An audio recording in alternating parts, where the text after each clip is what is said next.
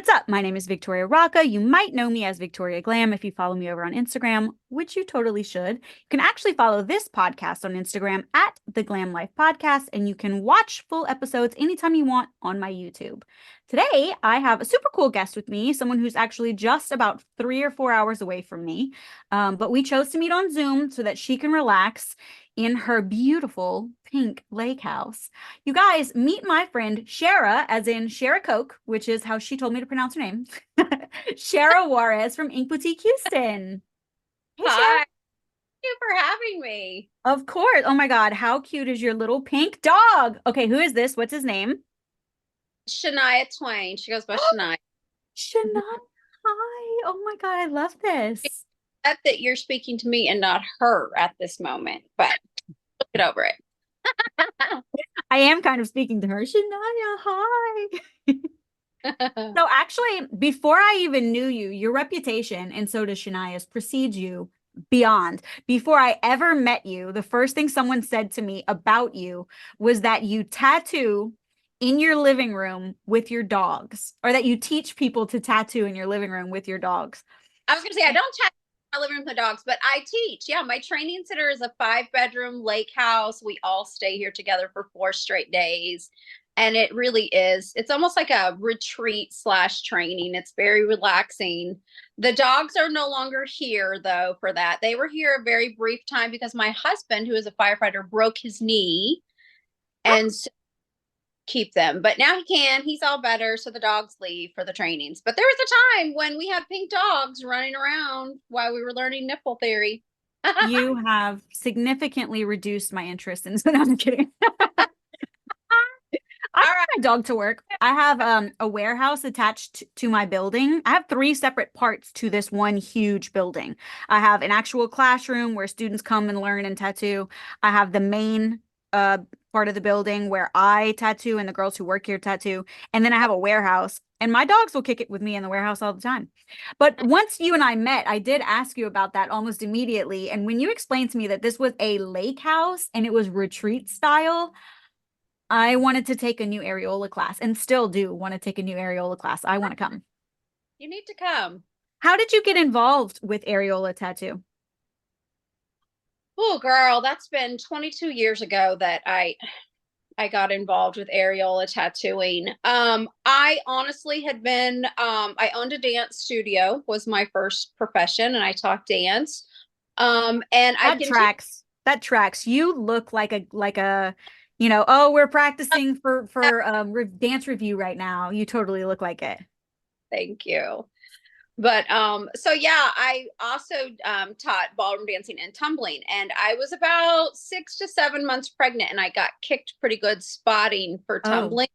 Gave me a pretty good scare, and so um went ahead, had the baby, closed the studio, and then I was a stay-at-home mom. And I just really, as much as I love being a mom, I have 6 kids, so I mean, I love kids, but I see, wasn't really fulfilled. Like, I wanted to be able to do something outside of the home. And I actually stumbled into tattooing because I wanted to have my eyeliner tattooed. And so I started researching who to go to, who to trust in the state of Oklahoma. And through that research, I saw that they were starting their first state accredited paramedical or certified medical micropigmentology course. And here I am almost 22 years later. that's so cool. Was there, Yep. you teach a lot of paramedical though, because you have inkless scar revision, you have scar camouflage, and you have areola. Am I missing one? 3D belly buttons as well. 3D belly buttons, that's right. So you really leaned hard into paramedical. Was there a reason you decided more on the paramedical side than necessarily like intro to brows, lip blush? Absolutely, because I did start out in the beginning also doing PMU. I used to train PMU. I feel like PM or the paramedical side of it kind of saves me in the longevity of my career, because as much as I love PMU, it is very, very stressful dealing with people's faces and those high dollar tickets. People, you Oh yeah. mix a lot of money with this is my face, and now we have social media, and it was a lot of stress. It was a lot of pressure. And I feel like we as artists already are perfectionists as it is, and we're so hard on ourselves. So when I started becoming busier with paramedical, it's a whole new feel. People are so appreciative. They've been through something really traumatic, and you're there to help it get a better, even if it's 30, 40, 50% better. They don't care. They're just so appreciative and desperate for someone to help them. And it's just a completely different feeling. And I knew right away, like, and I can remember praying, God, please let there be a day when my business becomes all areolas and scars. And when that day came, I was terrified. I'm like, no, God, I was just joking. Like, I don't know if I'm, trust you enough to take that leap, but I did. And it's just been an incredible blessing all along. So That's so nice. I've heard from a few people on the podcast who dabble in paramedical. And then of course I had Jody Stosky on, who that's her bread and butter is paramedical. But I think it's always interesting to see the path people took to get to their specialization. So mhm. I love that you started off in PMU and it wasn't by necessity, it was simply by choice. This is something that you connected with and that you connected with these clients more so than just people who were being, you don't want to call them vain, but this isn't vanity, right? This is it, something so much deeper. it definitely is cosmetic. It's an elective procedure. And so, yeah, matter of fact, I had also prayed that I would be on the news. Like I tried to find a news anchor that would let me tattoo them so I could be on the news. And then I did. And so my eyebrows took off even more. And I was like, no, I don't, what am I doing? I really want your boobs. Like, God, I misprayed that prayer. But so yeah, A it's misfire, casual misfire to the big guy. uh, That's so funny. I have been tattooing for 8 years now. I always say almost a decade because that's what it feels like to me. But I guess technically it's 8 years now. And, I have the Microblading Institute. I teach and I train, but we really stick to brows. And then, of course, I teach 100 hours as well, brows, liner, lips. But we haven't gotten into teaching paramedical yet. I am trained in Areola, but I saw that you have a train the trainers course for Areola. How is that going? it's going really, really good. It is very non-traditional type of course. So typically trainers, you find a trainer because someone has, many, many years experience. They've done X amount of procedures. Their work is beautiful, and that's who you want to train with. What I am hearing my students say over and over and over again is that they took a training because they found all those perfect variables in their trainer. But when they got there, the trainer was not really able to teach it. Like being able Yeah. to do and being able to teach were different things. Yeah. And so I have my train the trainers program to where my trainers are an extension of me. They're not instead of me or in lieu of me. They're an extension of me. And so what they do is they send me back videos of them actually teaching select lesson plans so that I can hear. They know how to teach it. They know how to break it down into a way that's understandable and is fun. And then That's so smart. if there's the things that do require experience, I'm there to help with those things. Like one of the most common things that happens in our industry is, did you guys hear that we just launched a new free online course? It's all about numbing. I'm talking ingredients, application, best practices, and 5 demos, including how to not smudge your pre-draw for brows and lips when working with primary anesthetic. they're allergic to the tegaderm that we put on them. And so that can be a little bit scary for a new artist and for a new patient and that type thing. So I'm right here with them in case there are things that need to be addressed experience wise. Maybe they have a student that really is struggling with, trying to get that texture just perfect. So we really go at this as a team, and I love it. That's so smart. I like that you kind of keep your thumb on the pulse of things and then also to have mama available if the kids get nervous. That is always so important. I also think it's nice to go out and find a trainer who does beautiful work and is trustworthy and has been doing it for many years. And so you make the conscious decision to hand over thousands of dollars and take a class. However, I think there's a big barrier to get there. because it's so difficult to actually show your work in areola specifically. Where are you supposed to find? First of all, the algorithm's working against us, right? You can't see anybody you follow anyway. And secondly, there's such a bias against areola. Have you had a lot of fight with this? Oh, yes. Very long fight. Um, I even had my page blocked for 90 days because No of it. way. And then, the only thing I got from Instagram was, we apologize. We mistakenly banned your page for 90 days. We apologize for any inconvenience this may have, presented. And then my page is suddenly back. All my boobs are still there. Everything's My still there. boobs. Or All my boobs. Do you find that students run into this? over the nipple, doing a swipe feature, or something like that really does help. Do you find that your students are up against this? Is this a continuing problem that you're still hearing about? Yeah, probably help students daily how to do a swipe feature, because a lot of times they don't know. And so that's why I'm excited to meet you, is to have some affordable coaching available, because who's going to go take out a second mortgage on their home and spend $2,000 $10,000 or $15,000 so they can learn to post a reel or do a swipe feature? I mean, it's just not realistic. So we've been helping students almost daily figure out how to put a sticker, which is easy, but how to do a swipe feature and that type thing. Sherah, look me in my eyes. I'm looking at you, woman. I am actively fighting to make coaching accessible to as many people as possible without mortgaging their fucking house. I am actively fighting for it. Just know there are other people actively fighting against it. Just know that. Oh, I am well aware of that. Mm-hmm.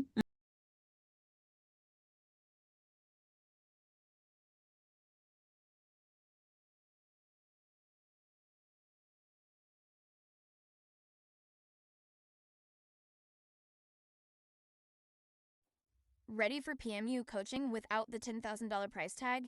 Enter VI PMU group coaching. Check it out right here. Ready for PMU. Mm-hmm. But I really do want to come to the lake house. So I have trained areola with a couple different classes, right? Like I took your class on Shay's Academy online. I've trained with Callie Morehouse, who is absolutely amazing. She's a goat.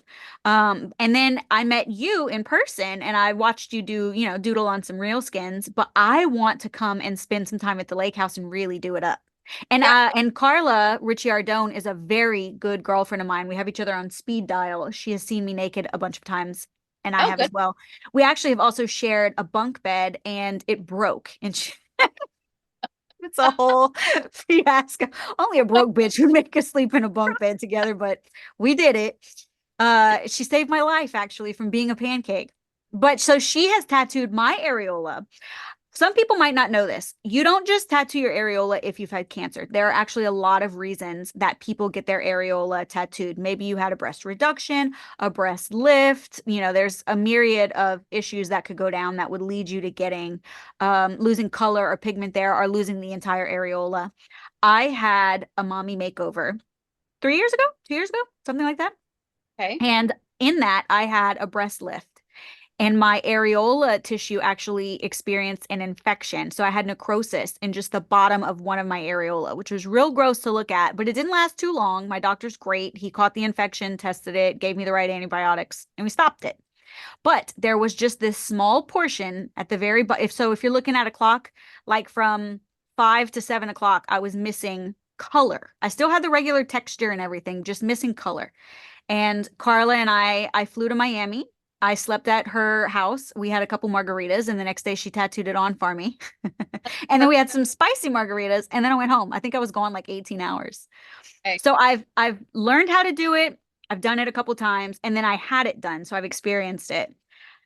Scar tissue doesn't hurt nearly as much as the rest of it, and we decided to just give me an overhaul. I wanted all my color to be just a little richer, you know? Um, She lost. That was an experience. Tattooing an areola that nothing was wrong with. Spicy. Yeah, to the test for sure. Nipple Yeah. blushing. Really want it. You have to really want it. But I have to tell you, where I didn't have color, where I had scar tissue, I didn't feel anything actually. Yeah. And Carla's not a big lover of numbing. You know, I'm a huge lover of numbing. Carla is not a big lover of numbing. So that left areola that was completely fine. I raw dogged it. That was your rite of passage. I feel like I got jumped into a gang You got it. You were initiated. by by Carla Ricciardone. I was initiated into the boob gang. I own the brow gang. Now I'm initiated into the boob gang. Yeah. Everyone needs to be Funny. a nipple gang, you know? So you currently are teaching at the lake house. You are still providing services, right? Correct. Have been tattooing still 5 days a week. Up until the last couple months, I've now tattooed 2 to 3 days a week. And then I train here at the lake house. And then I actually offer live models at at the surgical center in Houston. So we'll do a 1 day clinical that's kind of an add-on day to the lake house if the students want it or feel like they need it. Oh, that's so nice. Do you work with a lot of doctors in their office? I do. I work with 28 plastic surgeons and 8 major hospitals. So That's no joke. boobies and That's scars. true. I had Robin Hayes on the podcast too, and she does some paramedical as well. Yes, yes. And she goes from doctor's office to doctor's office to doc. That lady is busy. That's the way to do it. That is the way to do it. It seems like that's kind of the general path for paramedical is you need great relationships with physicians and or with surgeons, and you need access to their office because them referring out, I mean, they might do it, but it just, is there a reason that it's just easier to go to their office and do it? How long do you ask someone to be healed from surgery before you go to a doctor's office and tattoo? So typically their doctors will have have them wait 6 months after their breast reconstruction. Yeah. Then there's always the variable like, did they get an infection? Or, there's always variables that play into that. But definitely that's one thing that my class is heavy on is how to get into with those doctors, how to interview, what they're wanting to hear, what they don't want to hear. Because a lot of these doctors don't like to refer out. Maybe they're fine insurance and they don't want to lose, that income from it. Sometimes these doctors don't like to refer out because they don't know where they're referring to. Like, is this lady tattooing in her living room with dogs running around the house? You're so shady. Yeah, who would do that? Or maybe which would be my case, maybe they're referring out to their competitor's office. I have that done all the time, though. They don't have an artist coming in. They'll be like, oh, we've heard of it. We'll just refer you out to her. Well, I'm taking them to one of my major plastic surgeons' offices. And so that can instantly become, a conflict of interest. And that makes sense. Pardon me? That makes sense. Oh, yeah. I can see that. Yeah. And then last but not least, they risk losing their Botox and fillers because most all these doctors have like an in-house spa of some sort. And so if they're referring them out to you, the patients usually find, oh my gosh, I was able to pull up to this cute little pink office somewhere. I could park in the front, walk in. There was no parking garage. There was no parking fees or, elevators. And so the patients really do find that they're comfortable in their doctor's office. That's where they want to be. They trust their doctor. And so they like that. They like to kind of keep it in-house. That makes sense. Because I bet you that's a pretty good moneymaker for physicians. Like, I'm sure their bread and butter is their actual medical, facilities. But that excess of like, that's where I go. I go to my plastics office for Botox and filler. Are you an injector? No, I am not. Oh, my first class ever was in Houston. It was a 100-hour class that I took in 4 days. Wow. But I love her and I could call her today and she will answer questions. I think she had been an injector and a permanent cosmetic artist for a very long time. She was AAM approved. I think that that she gave me a lot of the work up front. Like she had this huge manual. I've never seen anybody's manual this big. She had this huge manual and you had to kind of qualify before you came to the class. And then she did speed through a lot of it, but I think that she was also kind of working out how to change her curriculum from what it had been slower paced all these years to now everybody's whipping out 2-day classes and she's got to stay competitive, but she still wants to give you all this info, you know? So it was a whole experience, but it was in Houston. My friend Lisa Fast, she's absolutely amazing. I love her, but she's an injector too. So I Okay. even took an advanced class with her 2 or 3 years later. I went back to her in Houston and I made her do my injectables while I was there. I had her do my brows, my Botox, and my lips while I was in Houston. Smart. I'm sorry. I said, that's so smart. Right? It was, and I just had my first, while I was in Houston, I took a pregnancy test because I thought I was pregnant for my first class, and it said I was not pregnant. So she tattooed my brows. And when I got home, it said that I was pregnant. I just took it too soon. She actually called me and called me out on that, Lisa. She was like, "So you were lying to me. You had me tattoo your brows and you were pregnant." And I was like, "I was not lying. I peed on the stick at Target in the parking lot on my lunch break. It said I was not pregnant." So I didn't know I was pregnant. So then after I had that baby and he was 18 months old, something like that, that's when I went back. And my cousin lives in Houston. So I had her babysit him while I went to Lisa's. We did a continuing ed class and I had her jab, jab, jab me up all over. It was like a mini mommy makeover.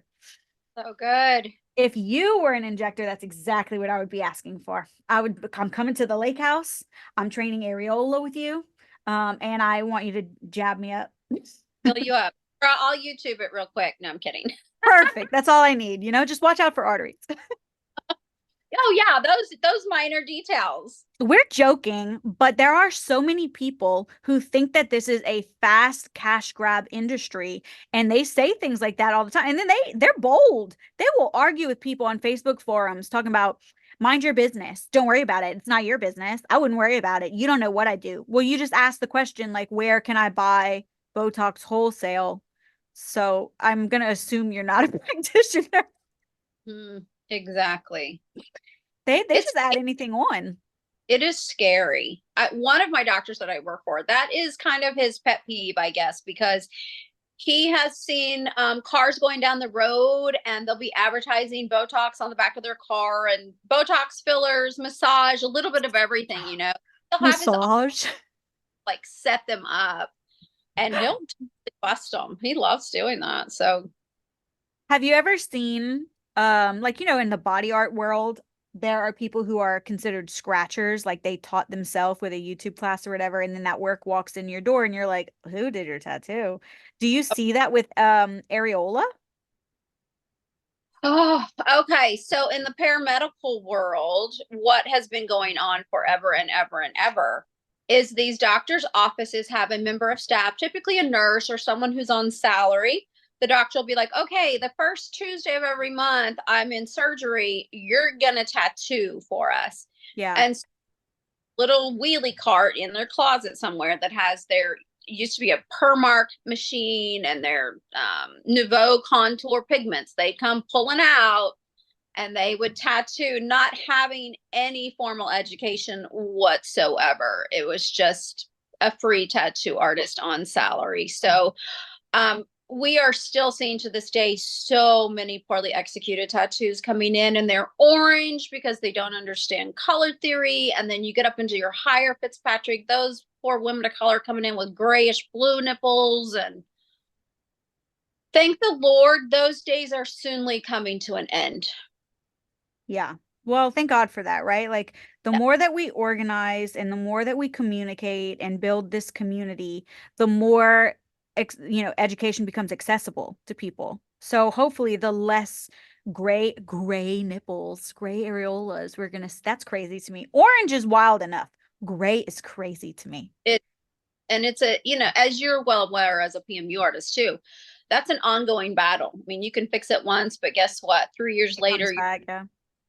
with fighting that. And so it's almost like being a victim all over again, because whatever you went through to lose the color, then you put it on and then now you have a gray one. You had no areola, now you got a gray areola. I mean, out of the frying pan into the fire. Yeah. Yeah, absolutely. So MD Anderson here is famous for their breast cancer center for all over the world. Right. And so forever, I used to talk so bad about MD Anderson because they had their nurses doing these tattoos. Oh. And they were so bad that a Wait, lot. memory unlocked. Yes. When I first started permanent makeup, I had a client come in who had had her brows done many years ago. No, her eyeliner done many years ago.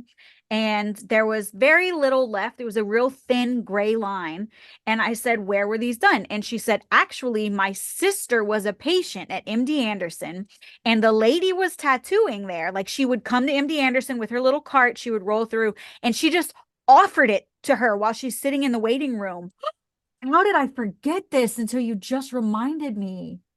That's wild. You're just in the waiting room with your sick sister, and somebody's like, "Want a face tattoo?" And then to say, "I should do this." Yeah. That is crazy. Well, for years and years and years, they had their nurses doing them. And now I have trained 3 of their PAs. They've sent them to me to train because they have realized that's a very good money maker for them. And so good for them. They've paid for their PAs to come and to get training. So that has been a breath of fresh air as well, to know that MD Anderson, 6-month wait for areola tattoos, that they now are giving their patients quality tattoos. So this industry really is evolving, and it's so good to see. Yeah, I think so. I think I told Jody this, and I'm going to plant it in your ear as well. I think, we have these permanent makeup boards, like we have SPCP, we have the other one.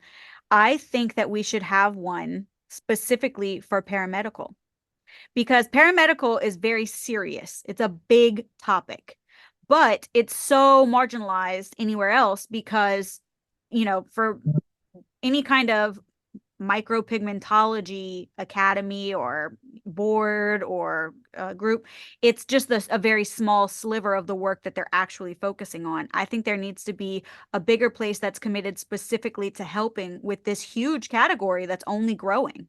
I mean, Yeah, the cancer problem is not going away. understands what they're regulating would be nice. Well, let's build our own table and just make it really, really clear. I will be your cheerleader. Oh, listen, you got to train me first. Well, come on, girl. Dogs are here waiting for you. All right. Well, Sherah and I are going to take this offline then, and I'll get some links so that I can take her training program. I already have a doctor who wants to work with me. But in the meantime, if other people are interested, if they like your very blunt, say it like you mean it, training style, and always having this continuing resource, where can people reach you? So Instagram, my Instagram handle is Ink Boutique Houston, and then my website is inkboutiquehouston.com. So pretty So easy. easy.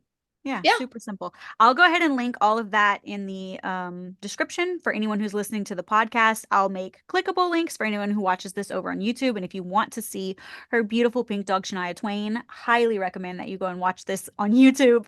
In the meantime, I will see you all next week. Bye.